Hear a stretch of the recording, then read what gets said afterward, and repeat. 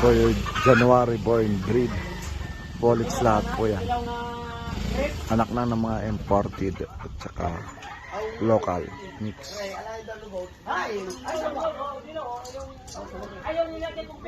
Gagamitin namin 110 na bullets, February born.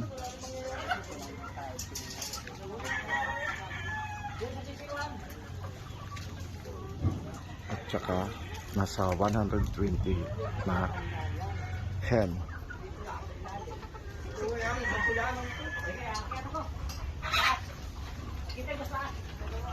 Wow, beautiful, ang gaganda.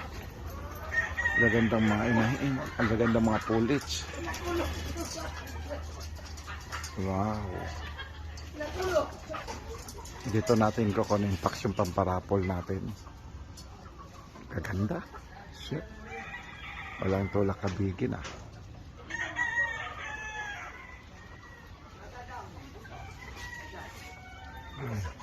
Ang sarap ng pakiramdam pag ganito lagi yung breeding mo. Gaganda.